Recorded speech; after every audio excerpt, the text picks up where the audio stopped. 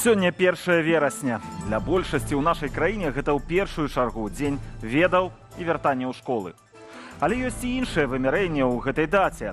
З савецкіх часоў нас вучылі, што вайна пачалася 22 чэрвеня 41 года. Але гэта няпраўда. Для ўсёй заходняй Беларусі яна пачалася на 2 гады раней. Першыя нямецкія бомбы пасыпаліся на Берасці і Горатню роўна 85 гадоў таму.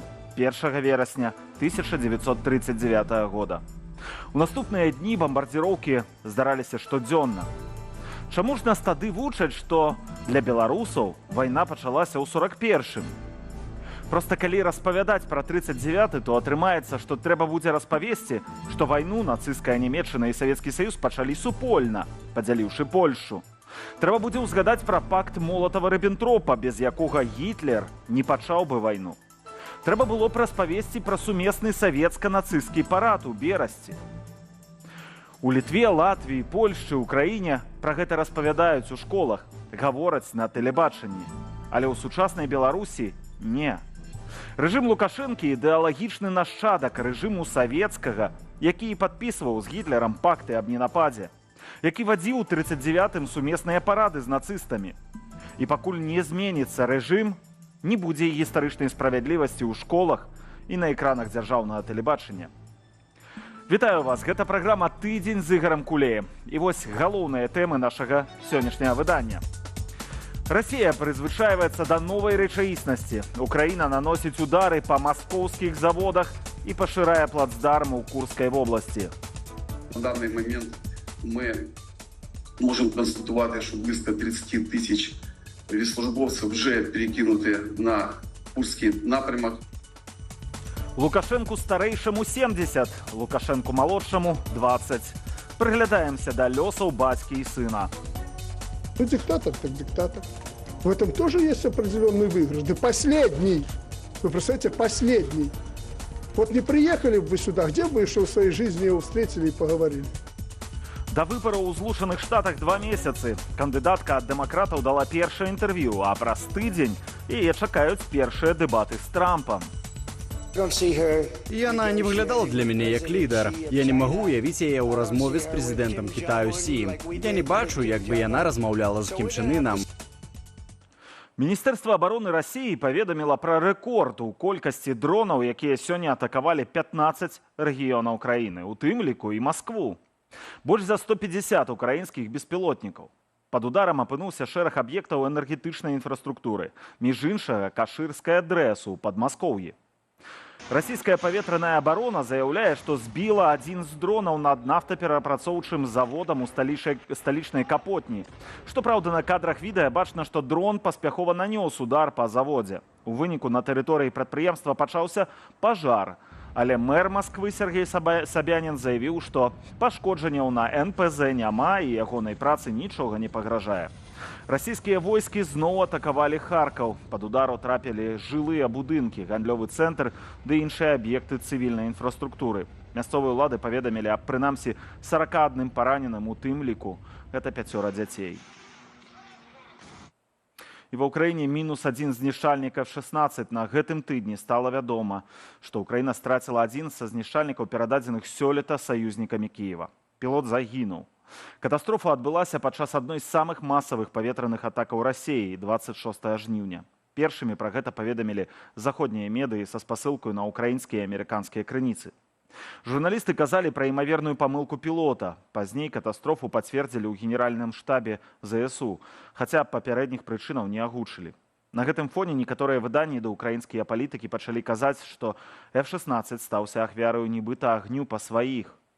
30 жніўня Владзімір Зеленскі зняў з пасады камандуючага паветранымі сіламі ЗСУ Міколу Алешчука. Афіцыйна дзеля ўзмацнення на камандным узроўні. Мікола Алешчук абмежаваўся допісам у Фейсбуку, дзе працытаваў экс-галоўнакамандуючага ЗСУ Валерыя Залужнага. Маўляў, як бы цяжка не было, але дакладна не будзе сорамна. Пра наступствы масавай паветранай атакі Расіі на Украіну ды і іншыя падзеі ў рэгіёне распавядзем у наступным матэрыяле.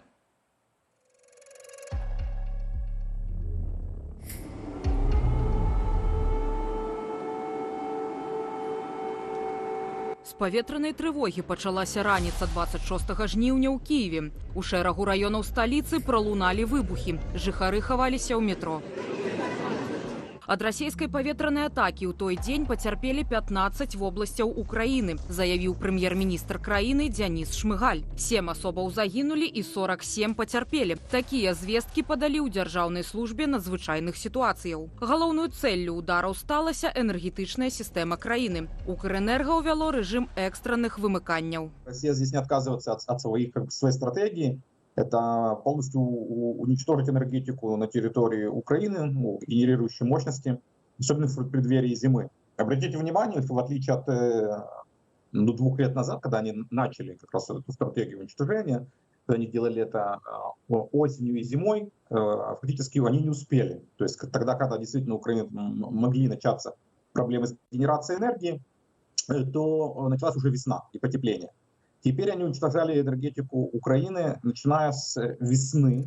Атака 26 жніўня сталася адной з самых масавых за час паўнамаштабнай вайны. У бок Украіны ляцелі прынамсі 127 ракетаў, у тым ліку кінжалы, і больш за 100 беспілотнікаў, заявіў прэзідэнт краіны Владзімір Зялensкі. Паветраныя сілы заявілі пра знішчэнне бальшыні цэляў. А журналісты украінскага выдання «Эканамічна Праўда» падлічылі, што гэтая паветраная атака каштавала Крамлю амаль 1 мільярд 300 мільёнаў долараў. Сейчас этот террор, он помножен на то, что Путин всеми силами старается отвлечь внимание российской общественности от Курской области и событий там.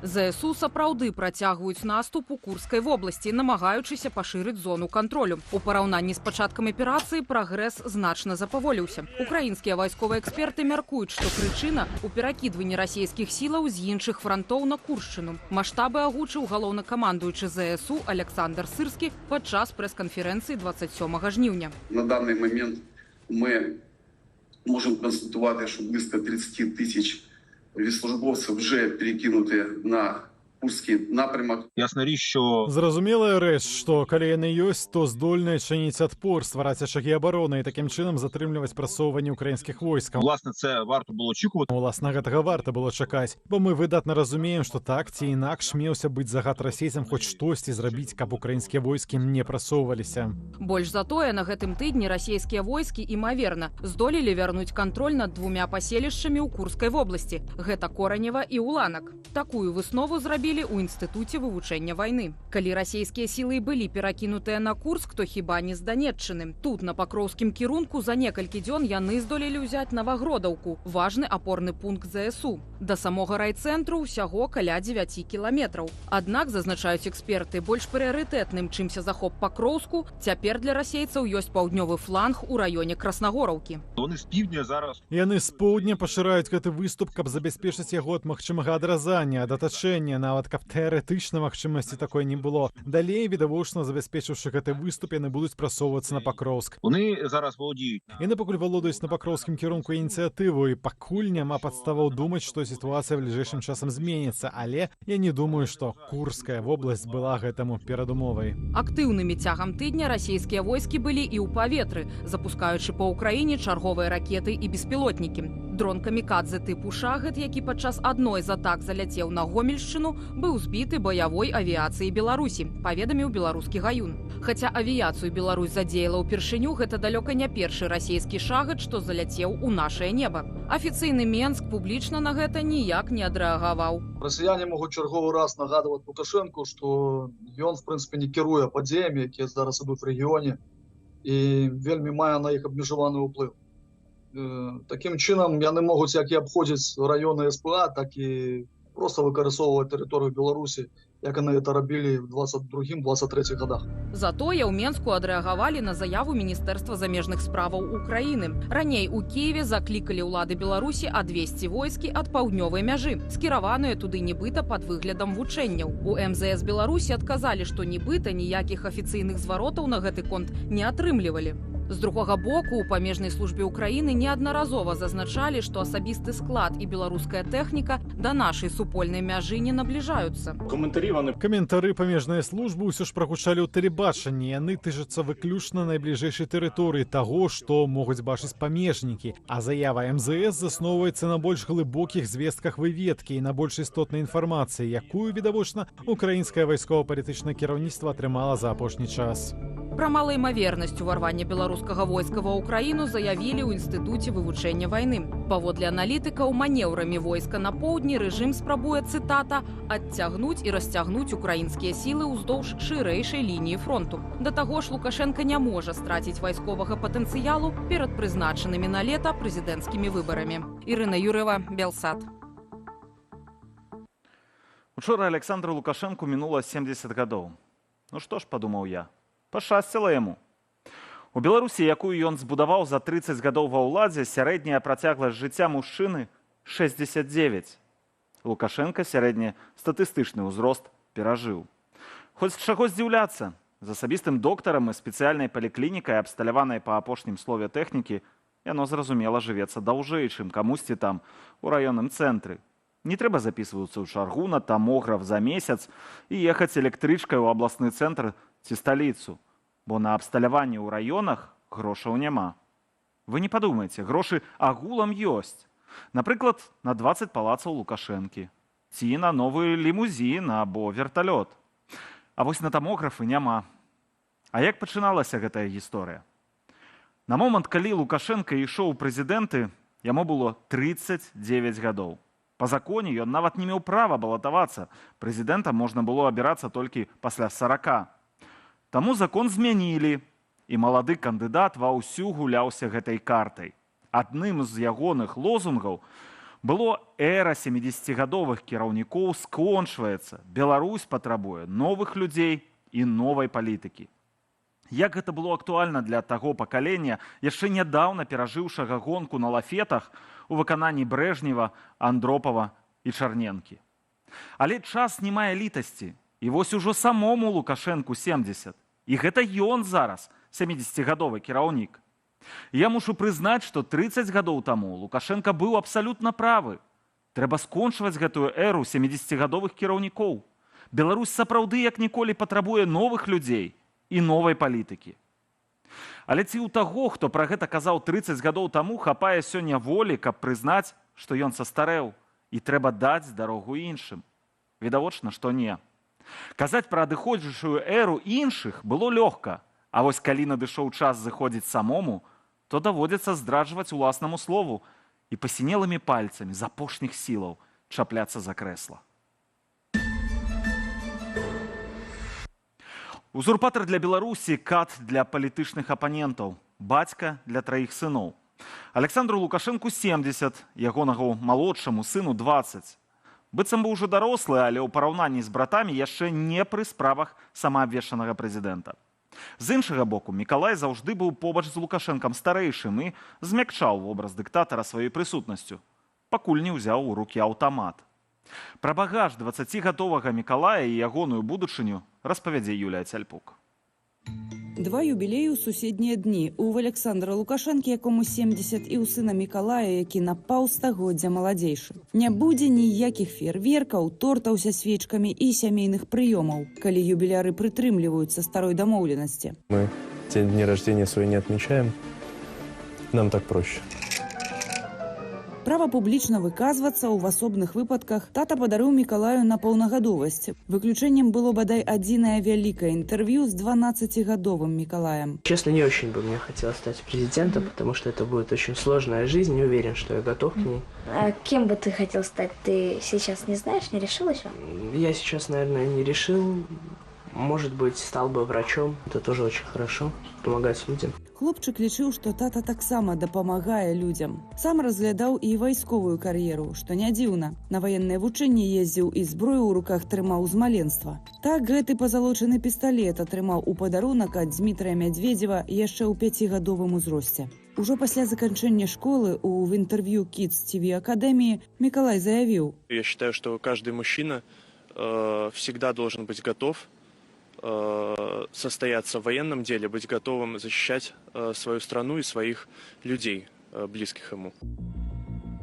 Хто для яго свае людзі, а хто чужыя, высветлілася ў 2020-м. Падчас пратэстаў Мікалай разам з татам выйшаў з верталёту ўзброены і ў поўнай экіпіроўцы. Александр Лукашенко, зрэшты, папярэджваў. У него характер похлеще, чем у отца. Он такой вот лидерский. Ему что-то надо, пока он сам лоб не разобьет, он будет идти там до конца. Вы до конца! Мы с вами, вы до конца! Разам з татам Мікалай наведваў палітзняволеных у СІЗА КДБ і прысутнічаў на ягонай незаконнай і арганізаванай патаемна інаўгурацыі. Это день нашей с вами победы. Мікалай дагэтуль часцяком суправаджае тату дыктатара ў міжнародных паездках то ў Расію, то ў Кітай. Напярэдадні 20-го юбілею малодшы сын паказаў, што ад братоў і бацькі не адстае. Трапіў у санкцыйныя спісы, пакуль толькі Канады. Апозіцыя не прасіла. Хотел бы означить, что мы с детьми не воюем, и Народное антикризисное управление не инициировало санкцию адносна до Миколая, бо мы заходим з гэтага агульнага падыходу. Гэта рэжым менавіта атакуе, уводзіць рэпрэсіі, санкцыі, карае наших дзяцей, наших родных і блізкіх. Іншае гледзішча, што ўжо дарослы Мікалай нясе поўную адказнасць за ўдзел у татавай палітыцы і за свае словы. Вы же говорили, что ваш сын главный оппозиционер в семье. Ну, это у него своя точка зрения. Бывает такое, что Николай говорит: папа, ты не прав? Да. Каждый Но день это не делает меня оппозиционером. Малодшы Лукашенко, тым не менш, пакуль у палітыку не рвецца. У 2023 годзе падчас візіту дыктатара ў КНР студэнт біялагічнага факультэту БДУ наведаў Пекінскі універсітэт, дзе цяпер і навучаецца паводле абмену. Працаваць хоча ў Беларусі. Калі дыктатар яшчэ захавае за сабой узурпаваную ім уладу, ён можа праз некаторы час прапанаваць Мікалаю ці абрацца ў парламент, ці заняць пасаду ва ўрадзе, ці нейкай дзяржаўнай структуры. Бо калі мы паглядзім на яго дзяцей, то менавіта так і адбывалася. Згодна з матэрыяламі журналістаў-расследавальнікаў, старэйшыя дзеці ўзурпатара працуюць на незаконнае выпампоўванне грошай з Беларусі. Яны даўно ў санкцыйных спісах. Дмітрый узначальвае так званы прэзідэнцкі спартовы клуб. Віктар, колішні памочнік у пытаннях татавай бяспекі, каардынуе спецслужбы, а значыць і рэпрэсіі супраць мірных беларусаў. Калі Мікалай увойдзе ў сямейны бізнес, таксама атрымае цэтлік бандыта. Я просто пытаюсь взять его и сказать, что вот ты со своими качествами и такая работа, такая. И что потом? Так и со старшими было. Но главное, чтобы они были людьми. У свае 20 Мікалай жыве паводле распісанага Лукашэнкам плану дня, месяца і года, цвердзіць кіраўнік НАУ. Аднак такое абмежаванне свабоды, вядома, непараўнальнае са злачыннымі дзеяннямі сям'і супраць беларускага народу. Калі не стане таты ці ягонага рэжыму, дзецям давядзецца пайсці пад суд ці кідацца на ўцёкі, мяркуе арт-дырэктар свабоднага тэатру Миколай Халезин. Можно посмотреть, что происходит в Казахстане. То есть детей Назарбаева там нет. Если и есть, то это там люди, которые не имели особого отношения к власти. Но в целом все вынуждены были оттуда уезжать, потому что никто не простит действий, которые они принимали. У гісторыі нямала прыкладаў, калі дзеці і ўнукі сароміліся бацькоў уладароў і крытыкавалі за створаныя імі рэжымы. Напрыклад, унук Сталина. Я был даже знаком с его внуком, который был театральным режиссером и работал в театре Советской армии почти всю свою карьеру. Даже для него это было всегда неприятный разговор. Это всегда неприятно, потому что тебе всегда хотят тыкнуть твоим, там, в его случае, дедом, который вообще, собственно говоря, то есть он не разделял его взгляда. Але ніводнае дзіця не правяло столькі гадоў, як Мікалай, хвосцікам за узурпатарам. Псіхолог Людміла Маліноўская кажа, да 12 гадоў уплыў бацькі на яго быў вырашальным, але пасля нават у сына дыктатара пачынаюць фармавацца уласная воля і светапогляд. Главное решение, каким быть, принимает сам человек. То есть его воля. Конечно, у нас всех есть генетика, которую мы не можем победить. Да? И если ты сын человека с какими-то отклонениями личности, то есть вероятность, что и ты будешь таким же. Да? Но есть вероятность, что и не будешь. Выснова, што Мікалая Лукашэнку пакуль рана катэгарызаваць, а пасля адыходу бацькі ён можа нас усіх здзівіць. удивить, например, своей какой-то совершенно иной позицией, потому что сейчас он иногда вынужден выражать вряд ли свою позицию, да, а скорее навязанную ему. Мікалай любіць гуляць у хакей, вучыць замежныя мовы, цікавіцца біятэхналогіямі і няблага грае на фартэпіяна. Когда находишься постоянно в круговороте этих событий, невозможно не интересоваться. Да. Даже если бы мне это не нравилось, постепенно я бы привык к этому и начал бы интересоваться, да, так и произошло. Жыццё паводле пратаколу пад пільным вокам камер пачалося, калі хлопцу было 4. Лукашенко прывёў яго на рэспубліканскі суботнік на Менскай-арэне расцягваць бетон. Избирать кавуны, косить траву и правильно голосовать. Надо на это спокойно смотреть, как я смотрю на это спокойно. Ну, диктатор так диктатор. В этом тоже есть определенный выигрыш. Да последний! Вы представляете, последний. Вот не приехали бы вы сюда, где бы еще в своей жизни его встретили и поговорили. Спасибо вам. Юлия Тельпук, Белсат. А пра юбілеі ў сям'і Лукашэнка працягнем размаўляць са Сцяпанам Пуцілам, заснавальнікам праекту «Нехта». Сцяпан, добрый вечар. Прывітанне. Ты зрабіў трохсерыйны цыкл дакументальных фільмаў зараз да 30годдзя кіравання Лукашэнкі. Ну і выпала так, што і фактычна да юбілею. 3-я серыя выйшла зусім нядаўна. Фільмы добра глядзеліся ў інтэрнэце, я глядзеў у Ютубе. На якую аўдыторыю вы разлічвалі, калі гэта рабілі? Таму што там пералічэнне такіх збольшага фактаў, якое старэйшае пакаленне добра ведае. І чаго чакалі, якога эфекту вы таксама чакалі, калі вось стваралі гэты цыкл? Ну, мы заўжды кажам, што вось ўсё пакаленне гэта ведала, так казалі і пра мінулы такі гучны фільм «Лукашенко. Уголовные материалы», а аказалася, што вось моладзь, напрыклад, гэтага не ведала. То бок мы ўвесь час думаем, што пакаленне адное, а насамрэч ідуць новыя пакаленні і людзі, якія не ведалі банальных жа фактаў, як Лукашенко ўвогуле прыйшоў да ўлады, ці першы ён прэзідэнт, бо некаторыя думалі, што ну хтосьці ж быў да яго, так, з 91-го, ці калі там, калі яны ведаюць, калі незалежнасць Беларусі пачалася. Таму гэта трэба казаць бесперапынна і з усіх, як кажуць, уцюгоў.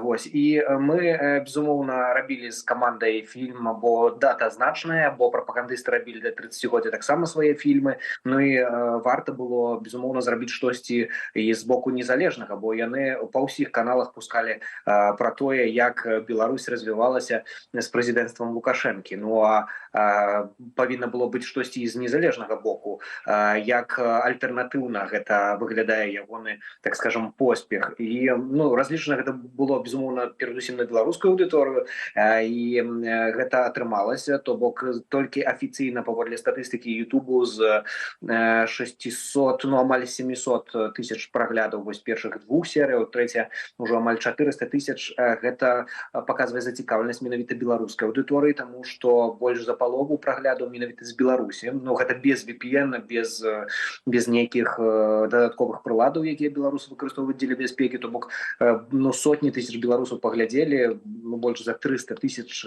дакладна. А гэта значыць, што зацікаўленасць да гэтай тэмы яна пастаянная, она застаецца, нягледзячы на ну, частковую дэпалітызацыю натуральную там, з псіхалагічнага пункту гледжання пасля падзеяў 20-го насельніцтва. Людзі ўсё роўна працягваюць цікавіцца незалежнай інфармацыяй і, ну, і глядзець вось такі контент, таму што нікуды вось гэтае памкненне да свабоды не знікла. І гэта добра, што ну, людзі вось працягваюць цікавіцца. А мне вось цікава, ці памкненне Александра Лукашэнкі трымацца ва ўладзе знікла ці не, таму што пазаўчора Лукашенко адзначыў 70 гадоў. Калісьці, калі яму было 40, я вас недавно паказваў гэтыя кадры для нашых гледачоў, у яго быў плакат «Эра 70-гадовых кіраўнікоў падыходзіць да канца», і ён так казаў, так, трэба скончыць з гэтай эрай. Сёння Лукашэнку самому 70. Як ты лічыш, ён гатовы зайсці з кіравання, памятаючы тое, што ён калісьці казаў 30 гадоў таму? Ці гэта іншым 70-гадовым трэба было заходзіць, а яму не трэба? Но, як кажуць прапагандысты, вы ж не понимаете, это другое. Яго народ не адпускае, і як ён можа сысці, калі ў яго, паводле ягоных уласных перакананняў, 80% падтрымкі. Праўда, як мы показывалі ў фільмах, на кожным скрыжаванні, калі яшчэ машыны падпускалі бліжэй, то сігналілі яму падчас праезду заўжды некія пратэсты. Так складана уявіць некія пратэсты ў краіне, у еўрапейскай некай краіне, дзе ў цябе 80% падтрымкі. Безумоўна, Лукашенко хацеў бы сысці, бо ён бы хацеў пажыць спакойна на пенсіі, але пасля ўсяго, што ён натварыў для Беларусі, гэта немагчыма зрабіць просто так мірным шляхам ці камусьці перадаць уладу, як ён хацеў гэта зрабіць до 2020 года, яшчэ пабачыўшы вось прыклад акурат Казахстану, які агучвалі нядаўна ў эфіры. Гэта ягоная параноя, ягоны страх, які мы у фільмах таксама раскрывалі, дзякуючы там розным паказанням людзей, якія ведалі яго асабіста. Яны даюць пра сябе ведаць, і ён просто не можа зараз, ён не ведае, што рабіць, так? І вось ягоныя апошнія дзеянні, словы, хоць ён сам у інтэрв'ю прызнаецца, што ён можа казаць адно, а думаць зусім іншае. І вось гэта зусім адрозніваецца, тое, што насамрэч ён думае, і часам ён прагаворваецца. Вось, напрыклад, у апошнім сваім выступе на педагагічным мерапрыемстве у дварцы, у палацы Рэспублікі, ён прызнаўся, што ў нас няма саюзнікаў. Прычым ён сказаў, што ні з захаду, ні з поўначы, ні з поўдня, і нават з усходу, што мала хто заўважыў, але ёсць такія чуткі, што Пуцін, напрыклад, не хоча яго бачыць на наступных выбарах. Але я думаю, што наступныя выбары, якія папярэднія запланаваныя згодна з уцечкамі інфармацыі на люты 25 года, ён хоча прайсці як мага хутчэй, як мага цішэй, а далей ужо, як кажуць, па абставінах разбірацца, што будзе. Бо яго плану няма, ён мысліць, вось як яго акрэслілі ў фільме, палітычная жывёла. Вось ён мысліць толькі інстынктамі і на бліжэйшую некую перспектыву. То бок няма ніякай ідэй, няма ніякіх такіх вялікіх планаў, няма увогуле нічога, вакол чаго могуць ягоныя прыхільнікі згуртоўвацца. Так, дзень бы прастаяць да ноч пратрымацца. Дарэчы, у нас ёсць цікавае меркаванне таксама аналітыка Сергея Чалага. Сергей Чалы быў якраз сярод тых людзей, вось ты таксама узгадываў, якія ведаюць Лукашэнку. У 94-м ён быў у камандзе Александра Лукашэнкі, так што ведае яго больш за 30 гадоў. І вось Сергей Чалы выказваецца наконт таго, ці пойдзе Александр Лукашенко на гэтыя выбары ў 25-м годзе. Я абсолютно уверен, наблюдая за Лукашенко, что он не хочет в этих выборах участвовать. И для этого есть очень много поводов, причин, и травма 2020 года, и вот эта вот самая лень и усталость. Ну и плюс еще то, что ведь он не зря заказывал переустройство системы власти такое, в котором он мог бы перестать быть президентом, но по-прежнему контролировать все. Я имею в виду вот эту княжеско-вечевую модель президента, который может быть смещен Всебелорусским народным собранием, головой которого Лукашенко уже стал. Ну, вось, бач, адрознае меркаванне ёсць, але праўду мы даведаемся, хто з вас правы ўжо неўзабаве, праз літаральна, я думаю, што пару месяцаў. Учора 20 гадоў таксама адзначыў Мікалай Лукашенко, малодшы сын Лукашэнкі старэйшага. У вашых фільмах таксама шмат гаворыцца пра Мікалая Лукашенка і адведзена яму там вялікая роля.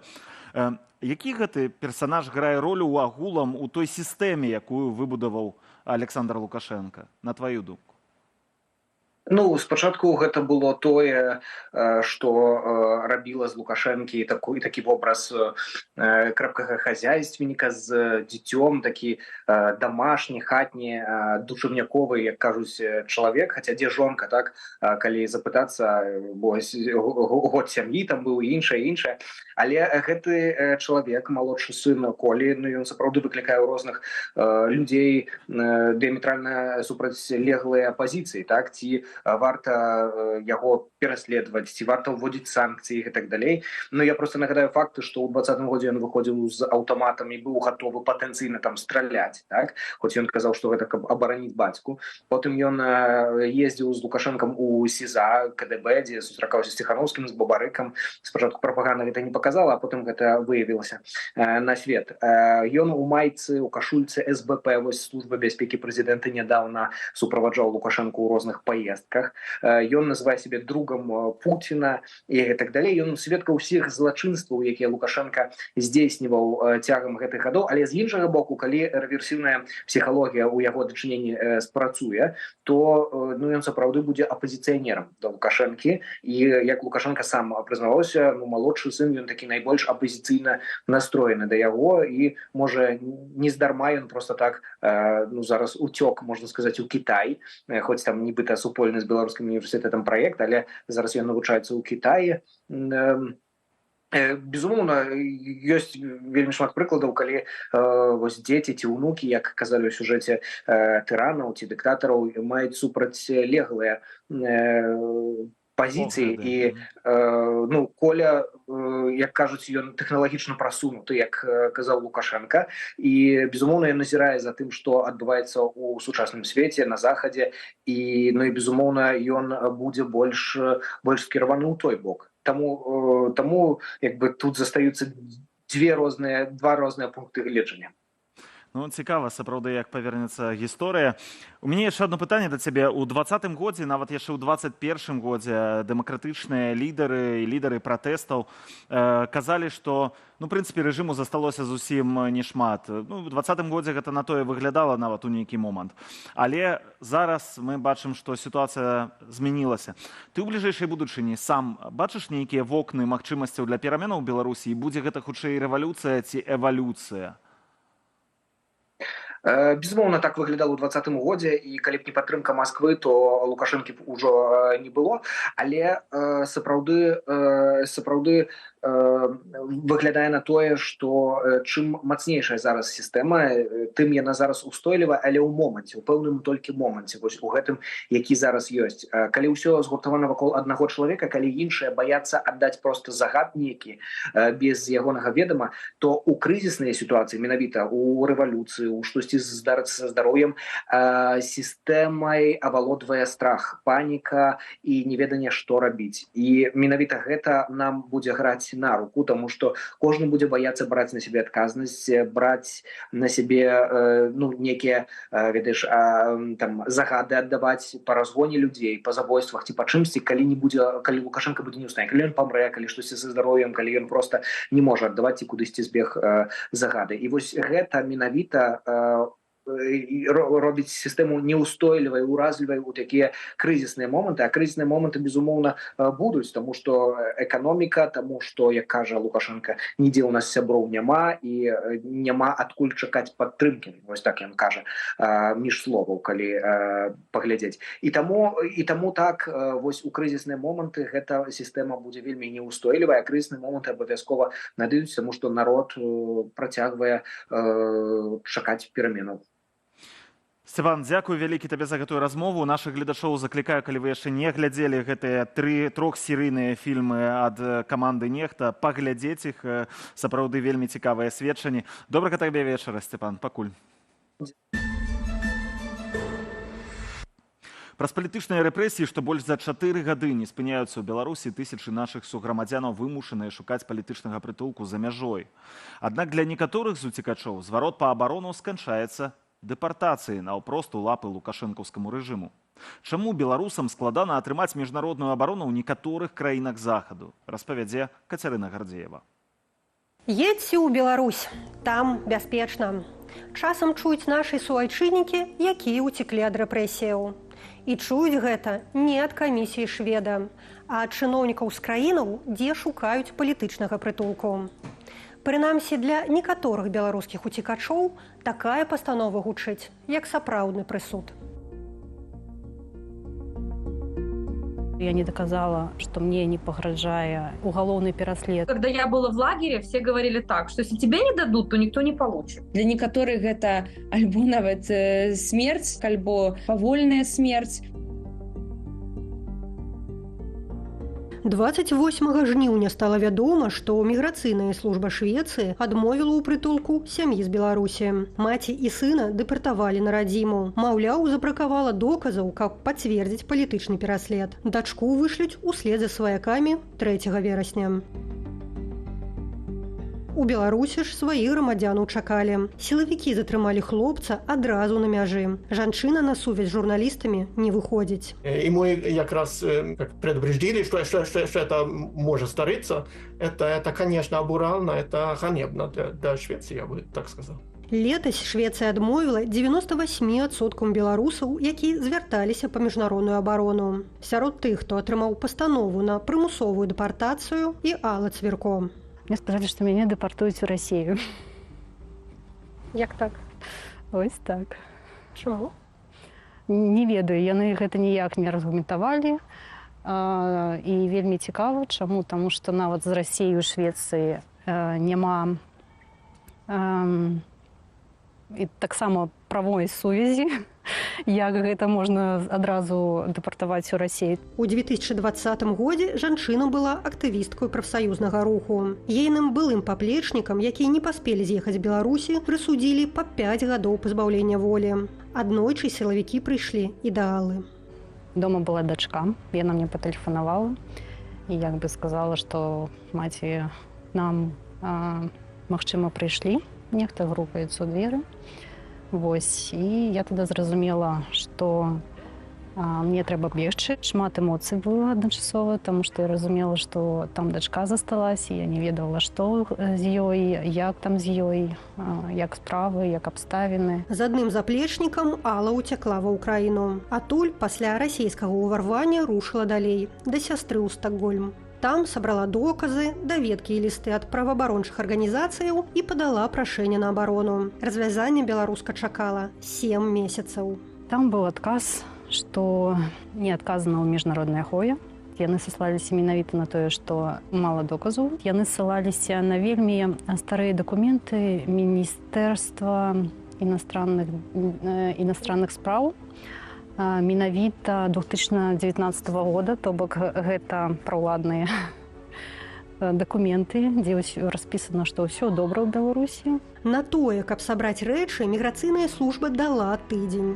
Дзякуючы ціску праваабаронцаў і беларускіх палітыкаў удалося працягнуць гэты тэрмін, каб паспець падацца на польскую візу. У Варшаве актывістка атрымала статус уцекача. Калі сравніць, напрыклад, там з Польшай или з Літвы, дзе больш разумеюць, як рэпрэсія працуе, там, я думаю, што там проще знайсці вось это разуменне і атрымаць больш адэкватнае трактаванне сваёй справы. У лютым, дзякуючы ціску беларускай дыаспары і праваабаронцаў, міграцыйнае агенцтва Швецыі прызнала, што іхняя інфармацыя пра Беларусь не адлюстроўвае рэчаіснасці, якая існуе пасля 2020 года. Звесткі былі актуалізаваныя, але ў судах падчас разгляду справаў аб дэпартацыі беларусаў іх дасюль не ўлічваюць. Гэтак суд першай інстанцыі не пабачыў пагрозу вяртання ў Беларусь для аператара Сергея Ціханаўскага Канстанціна Сярогіна. Цяпер той чакае апеляцыйнага рашэння.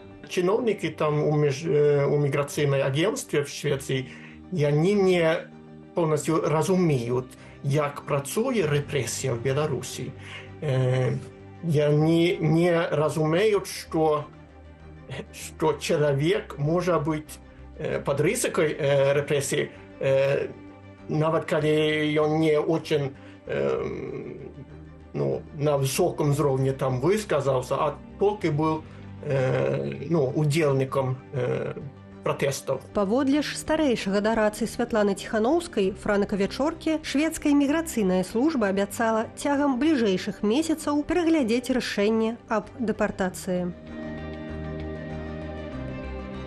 Швецыя не адзіная краіна, дзе беларусы сутыкаюцца са складанасцямі ў атрыманні палітычнага прытулку. Актывістам з Гомля, Аксане і Андрэю Лихадзіеўскім ды іхнім дзецям адмовілі ў абароне ў Нямецчыне. Рашэнне ўладаў сям'я чакала 2,5 гады. На данный момент всем дают только отказы. То есть вот в этом году я не слышала, чтобы были у кого-то. То есть, может, они и есть где-то, но из тех, кого мы знаем, одни отказы. У Беларусі Аксану двойчы затрымлівалі за ўдзел у пратэстах. Жанчына мае відэазапіс ператрусаў, што сілавікі учынілі ў дома, і лісты ад праваабарончых арганізацыяў. Это письма, которые это международные организации, которые подтверждают, что лично знают меня, и что, действительно эта история, она не придуманная, она имела место быть. Они, знаете, что мне ответили? Но я уже нормально реагирую. Ему кажется, как вам такой ответ? То есть майнунг. Он имеет свой майнунг, что это все касается истории в стране, и ко мне это не имеет отношения. Как вам такой ответ? З меркаваннем нямецкіх уладаў Аксана не пагадзілася і падала ў суд. Ужо некалькі месяцаў сям'я чакае, чым развяжецца іхняя справа. У канцы жніўня ў 15 еўрапейскіх сталіцах прайшлі акцыі салідарнасці з беларускім рэжысёрам і журналістам Андрэем Гнётам, якога рэжым Лукашэнкі вінаваціць у нясплаце падаткаў. Мужчыну затрымалі ў Сербіі і цяпер таксама могуць дэпартаваць. Першая інстанцыя была такой, што на пачатку Андрэя нават не заслухалі і вынеслі яму ўжо судовы прысуд, які потым быў абскарджаны, і апеляцыйны суд згадзіўся з тым, што не можа быць так па працэдуральных нормах сербскага заканадаўства, што чалавека нават не выслухаюць. Еўрапейскі суд правоў чалавека ў Страсбуры адмовіў Гнёту ў абароне ад экстрадыцыі. Маўляў, спачатку трэба атрымаць рашэнне апошняй апеляцыйнай інстанцыі Сербіі і ўжо потым ізноў звяртацца да іх. Сербія так хутка выконвае экстрадыцыю, што калі ЕСПЧ выдае гэтае рашэнне, чалавек уже знаходзіцца ў самалёце. Тое, чаго мы баімся на сённяшні момант, гэта тое, што яму будзе ўручана Андрэю рашэнне другой інстанцыі за подпісам міністаркі і адразу яго павязуць у аэрапорт. На гэтым тыдні прэзідэнтка Еўракамісіі Урсула фон дэр Ляйен заклікала кіраўніцтва Сербіі уважліва прыглядзецца да справы Андрэя Гнёта. Як яна распавяла ў лісце Святланы Ціханаўскай, Белграду давялі палітычную матываванасць пераследу беларускага рэжысёра. І адмыслоўцы, з якімі мы размаўлялі, і нашыя гераіні перакананыя. Беларусам адмаўляючы прытулку не каб нашкодзіць ці праз абыякавасць. Заходнім чыноўнікам цяжка ўявіць, што ў нашай краіне можна трапіць за краты толькі за колер адзення ці за перадачу зняволенаму. Кацярына Гардзеева, Белсат. А мы ад гэтай тэмы пераносімся за акіян. Першае інтэрв'ю Камалы Гэрыс у якасці кандыдата на прэзідэнта Злучаных Штатаў Амерыкі. Скандал са штурханінай з удзелам Дональда Трампа на арлінгтонскіх ваенных могілках і новыя абразы. Урэшце, Роберт Кеннеді на баку рэспубліканцаў. 9 дзён да першых дэбатаў Трамп-Гэрыс, а мы працягваем сачыць за самай важнай выбарчай кампаніяй гэтага года.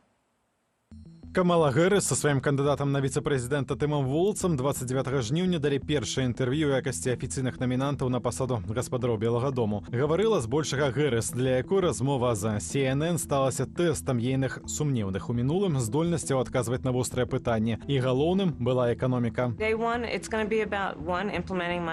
У першы дзень на пасадзе прэзідэнта я буду ажыццяўляць план, які называю эканомікай магчымасцяў. Ён перадбачае абніжэнне коштаў тавараў першай неабходнасці, прапанову інвестыцыяў у амерыканскі дробны бізнес, у амерыканскія сем'і. Да прыкладу, мы прапануем $6,000 для сем'і цягам першага году ад нараджэння дзіцяці, каб гэта дапамагло ім набыць машыну, вопратку і гэтак далей. Гаворка пра інвестыцыі ў амерыканскія сем'і. Зрэшты, гэта і іншыя фінансавыя льготы, пра якія казала Гэрыс, патрабавалі бы адабрэння Кангрэсу, што ў прынцыпе немагчыма зрабіць у першы дзень. Адметна, што ад каментавання абразлівых выказванняў свайго суперніка кандыдатка проста адмахнулася. Той, натуральна, таксама пільна сачыў за інтэрв'ю. Яна не выглядала для мяне як лідар. Я не магу уявіць яе ў размове з прэзідэнтам Кітаю Сі. Я не бачу, як бы яна размаўляла з Кім Чен Ынам, як мы з ім размаўлялі. Паглядзім, канешне, што будзе. Я скажу так. 5 лістапада будзе самым важным днём у гісторыі гэтай краіны. Трамп жа на гэтым тыдні трапіў у галоўныя навіны амерыканскіх СМІ з-за гэтага фота. Здымак зроблены на паўзакрытай секцыі на арлінгтонскіх нацыянальных могілках, дзе пахаваны тыя, хто аддаў жыцці на службе ЗША, вядомыя палітыкі ды прэзідэнты. Там забаронена праводзіць фота і відэаздымкі, што каманда Трампа і рабіла з нагоды 3-й гадавіны тракту на кабульскім лётнішчы. Тады загінулі 13 амерыканскіх жаўнераў. Паводле выдання «Вашингтон-Пост», калі супрацоўніца могілак зрабіла заўвагу фотографам Трампа, тыя яе адштурхнулі. Інцыдэнт асудзілі у Пентагоне, а прадэмакратскія ветэранскія арганізацыі выпусцілі відэа з заклікам не галасаваць за, маўляў, такога кандыдата на галоўнакамандуючага. Disgusting.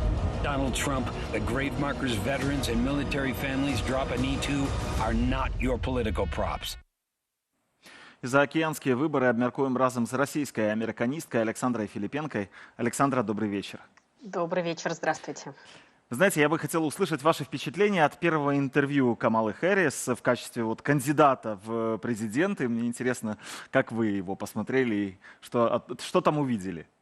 Ну, во-первых, наконец-то это интервью произошло. Нужно сказать, что очень долго ждали, когда же Камала Харрис наконец-то выступит с первым большим интервью, что называется sit-down интервью, когда не просто задают вопросы на ходу, а когда есть возможность у журналиста переспросить, добиться какого-то ответа. Очень долгое время пытались дождаться, что Камала Харрис выступит, поскольку Дональд Трамп и республиканская партия критиковали ее за то, что она не дает развернутых ответов на некоторые вопросы. Поэтому в первую очередь это некоторого рода такая радость в первую очередь. Но нужно сказать, что в целом интервью прошло достаточно хорошо, и на всякие острые вопросы, которые могли бы вызвать такую, ну даже не просто полемику политическую, а скорее скандал касательно критики Дональда Трампа относительно того, что вот Камала Харрис всю жизнь и долгое время она представляла себя как американка индийского происхождения, вдруг осознала себя как американка темнокожая. Вот так Дональд Трамп пытался обвинить Камалу Харрис. На этот достаточно острый вопрос, что она об этом думает, она ответила просто: ой, это same old story, все та же самая история, ничего нового, давайте дальше, давайте переходить к политике. И вот это было лейтмотивом всего интервью. Давайте переходить к делу, давайте не заниматься обзывательствами, не заниматься какими-то мелочами такими, которые не влияют на реальную политику, а давайте говорить о политике. И она действительно отвечала на политические вопросы в первую очередь. Ну и, соответственно, благодаря этому, как мне кажется, это интервью действительно было с такой серьезной основой и дало некоторые ответы на вопросы о том, каким президентом будет Камала Харрис, если ей удастся попасть в Белый дом. И главное, что мы услышали, она хочет перевернуть страницу. Перевернуть страницу — это значит не только перевернуть страницу касательно президентства бывшего президента Дональда Трампа, но и нынешнего президента Джо Байдена. Вот получается, что это действительно новое поколение политиков. Александра, знаете, интервью было получасовым, то есть коротким, в принципе, как программное, нельзя его назвать таким программным прямо интервью, но что меня удивило, там не было вопроса про войну России против Украины, было про палестинско-израильский конфликт, коротко она ответила на этот вопрос, ничего, ни журналисты не задали, ни она сама ничего про это не говорила. Почему так произошло? Ведь это важный вопрос на повестке, в общем. Это очень важный вопрос на повестке, но в первую очередь для нас, для всех, кто следит за тем, что творится и что делает Россия на территории Украины, и следит за полномасштабным вторжением России в Украину и за всей войной, начиная с 2014 года. Для американцев, для американских избирателей сейчас эта тема, к сожалению, отошла где-то ближе к 10-му месту. Это где-то даже не второй план, не третий план. Внешняя политика в целом отошла назад.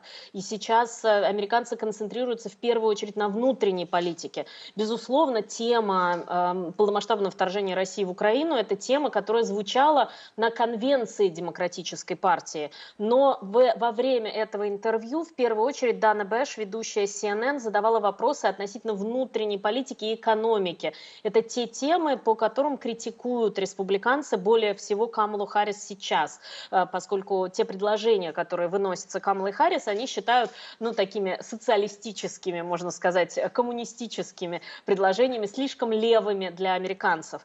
Но поэтому тема войны в Украине не звучала конкретно в этом интервью. Камала Харрис заявила, что она будет продолжать поддерживать Украину, она будет продолжать, вот в этом она будет продолжать политику, которая ведется сейчас Белым домом, но, к сожалению, именно в этом интервью не прозвучало ничего в связи с тем, что тема войны в Украине, тема вторжения России в Украину сейчас не так громко звучит в обсуждениях американцев. Не первостепенная, да. Увидели ли вы в Камале Харрис после первого интервью равного соперника для Дональда Трампа? Сейчас кажется, что, конечно, это совсем не та Камала Харрис, которую мы видели в интервью и в дебатах в 2020 году. В общем-то, многие опасались, что ее не очень успешные выступления на дебатах в 2020 году будут таким шлейфом идти за ней. И, возможно, будущие дебаты с Дональдом Трампом, которые должны пройти 10 сентября, будут не такими успешными. Сейчас же она выбрала очень интересную тактику. Она ведь называет Дональда Трампа plain weird, просто странноватым. Она не опускается до каких-то оскорблений, она не привлекает внимание к каким-то его ошибкам, она просто говорит, что он странноватый, не правда ли? И вот эта позиция, что Трамп просто странноватый, plain weird, она ставит Камалу Харрис совсем на другую ступеньку в сравнении с Дональдом Трампом, который привык обзываться, обязательно оскорблять своих оппонентов и так далее. Здесь она выглядит действительно как такой высокий профессионал рядом с каким-то ребенком, который топает ногами и обзывается. Поэтому я думаю, что на дебатах 10 сентября мы увидим совсем другую Камалу Харрис, не такую, какую мы видели в 2020 году, когда действительно ее выступления были неудачные. Это интервью с Тимом Уолтсом, конечно, он был поддержкой для нее здесь. Я думаю, это хорошее начало, по крайней мере, она показала себя как, человек, который может быть лидером США. А будет ли достаточно вот такой позиции спокойной, не атакующей на дебатах? Ведь мы ведь знаем в телевидении и люди, когда смотрят это все, человек, который атакует, который использует какие-то вот такие более резкие аргументы, он кажется иногда убедительнее большинству, чем человек, который сохраняет как бы вот такое спокойствие, не атакует в ответ. Хватит ли ей вот этой вот такой позиции мягкой на дебатах 10 числа, и не проиграет ли она эти дебаты для публики американской? Но я бы не сказала, что ее позиция при всем вот этом отходе от уровня каких-то унижений и оскорблений, я бы не сказала, что она мягкая. Мне не показалось ни в этом интервью, ни в предыдущих ее выступлениях, что эта позиция мягкая. Это позиция такой строгого завуча спецшколы, которая улыбается, но при этом очень даже может сказать какие-то строгие очень слова. И здесь она действительно выступает, ведь она недаром себя сравнивала не один раз, и на разных выступлениях, вообще во всех выступлениях, особенно сейчас в колеблющихся штатах, она сравнивала себя и Дональда Трампа, говоря о том, что она вообще-то прокурор, а он осужденный преступник. И она знает, как общаться с подобными элементами. Она говорит, I know his kind, вот его типаж, его тип. И она показывает себя как прокурор, она была прокурором штата Калифорния, вот она показывает себя как прокурор, даже не как политик. И я думаю, что именно из этой позиции она будет общаться с Дональдом Трампом и стараться показать американской публике, кто знает закон, кто знает, как нужно действовать, кто знает, как нужно управлять страной, как принимать законы, вспоминая президентство Дональда Трампа, когда не было принято ни одного всеобъемлющего закона. Например, законодательство, да, он исполнительные указы принимал, но не было Конгрессом принято ни одного всеобъемлющего межпартийного закона. Я думаю, что на это будет упирать Камала Харрис в первую очередь. И традиционный уже вопрос у меня для вас, для нашей аудитории, которая, конечно же, не так сильно следит за тем, что происходит сейчас за океаном. Как выглядит ситуация с опросами общественного мнения? То есть кто сейчас в этот момент ведет, кто побеждает? Опросы общественного мнения как раз показывают очень интересную тенденцию.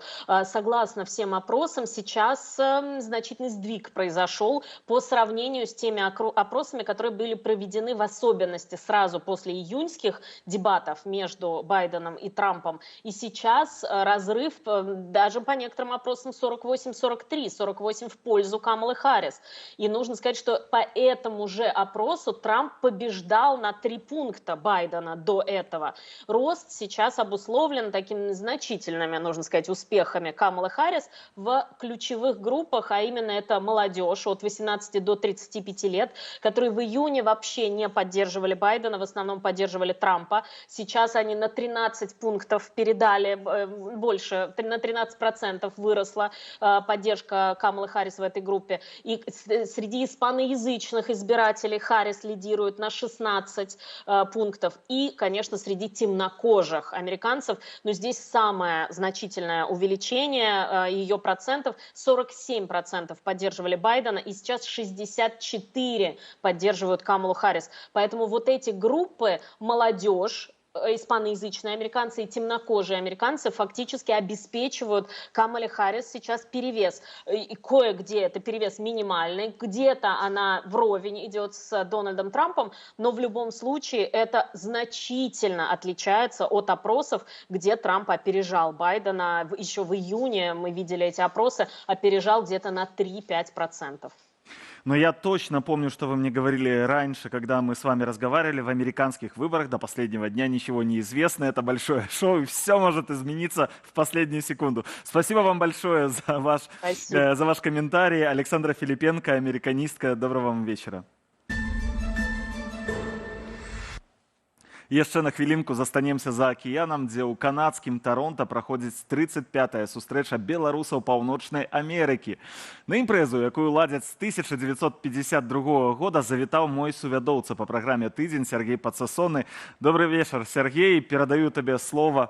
У цябе, я бачу, яшчэ дзень там у Канадзе.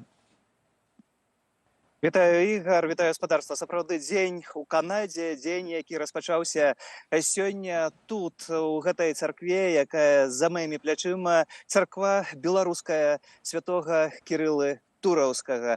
Гэта ўжо другі дзень сустрэчы беларускай дыяспары, і ў гэтыя хвіліны пасля набажэнства прамаўляюць вядомыя людзі дыяспары, распавядаюць пра гісторыю беларусаў замежжа, таксама пра гісторыю гэтага месца і таго, як выглядае сённяшняя сітуацыя.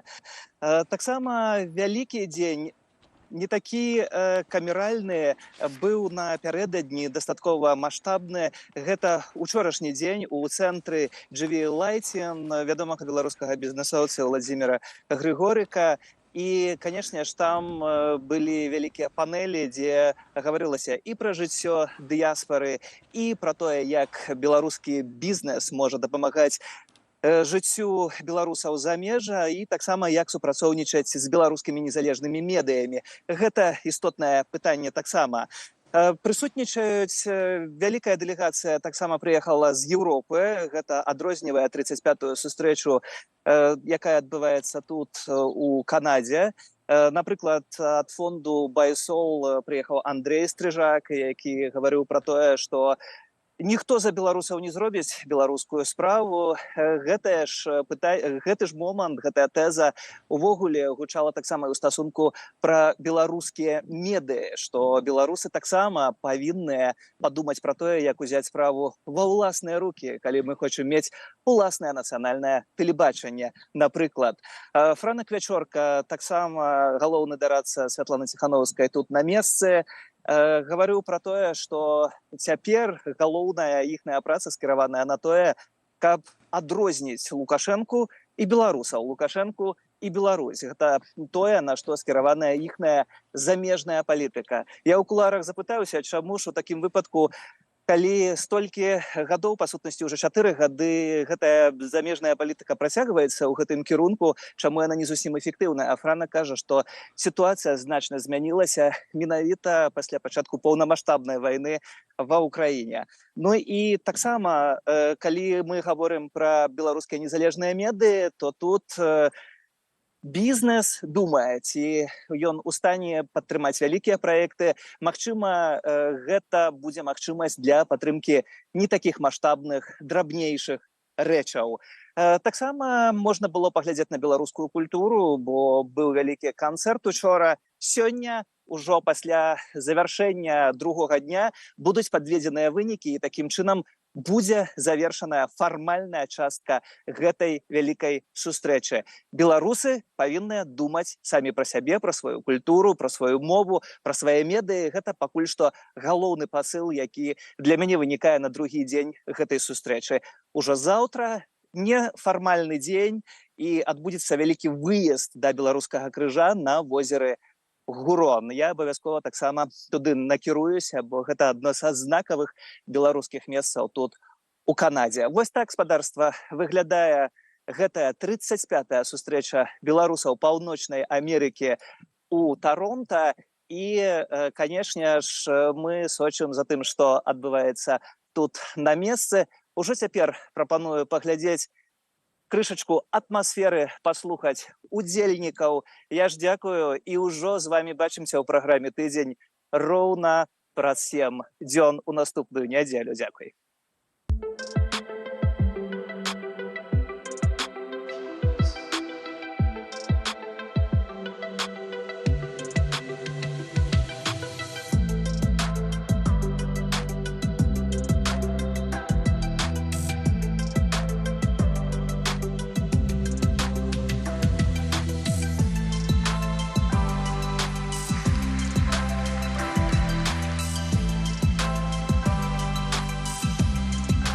Я лічу, што камунікацыя і калабарацыя – гэта то, што нам дазволіць захаваць наш беларускі рух, і гэта то, што захавае сувязі, перш за ўсё, паміж людзьмі.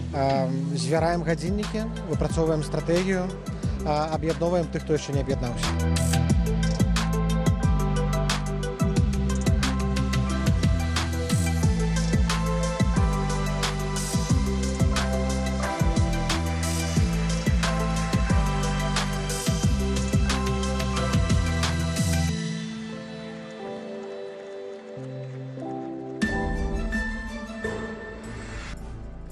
Хочу падзякаваць Сергею.